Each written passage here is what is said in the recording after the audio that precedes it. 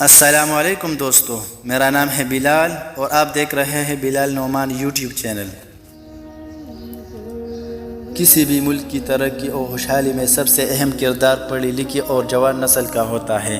اگر معاشرہ پڑھا لکھا ہوگا تو تمام اچھی عادات اس میں خود بخود آ جائیں گی، لیکن اگر نوجوان نسل کو تعلیم حاصل کرنے میں دشواری کا سامنا ہے تو ایک اچھے ماحول کی توقع رکھنا بیکار ہے۔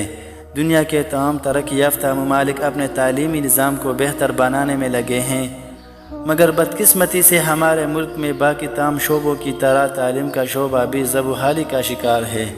کسی بھی ملک کی کوشش ہوتی ہے کہ اپنے نوجوانوں کو مفت تعلیم مہیا کریں، مگر افسوس کے ساتھ ہمارے ہاں تعلیم دن بدن مہنگی ہوتی جا رہی ہے، جو غریب بچوں سے پڑھنے کا حق چھین رہی ہے۔ مہنگائی کے اس خوشربا دور میں جہاں 2 وقت کی روٹی مشکل سے میسر ہے، وہاں غریب والدین کے لیے بھاری فیس دے کر بچوں کو پڑھانا کافی مشکل ہو گیا ہے۔ اگر پاکستان میں رائج تعلیمی نظام پر بات کی جائے تو عام طور پر پاکستان میں رٹا سسٹم رائج ہے، جس کی وجہ سے طالب علموں کی صلاحیتیں کھل کر سامنے نہیں آتی، غیر ضروری چیزوں پر توجہ دی جاتی ہے اور ضروری چیزوں کو نظر انداز کیا جاتا ہے۔ حالیہ دنوں میں کی گئی ایک تحقیق میں بتایا گیا ہے کہ پاکستان میں طلباء کی اکثریت سائنس اور ریاضی میں کمزور ہے۔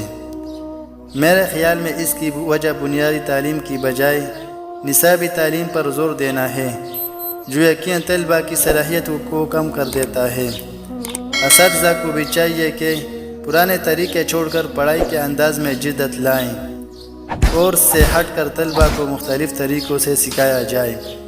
اسی سلسلے میں حکومت کا فرض بنتا ہے کہ وہ نجی اور سرکاری کی تفریق کو ختم کرے، تاکہ قوم کے یہ معمار کل کو اس ملت اور قوم کا نام زندہ رکھ سکے۔ والسلام۔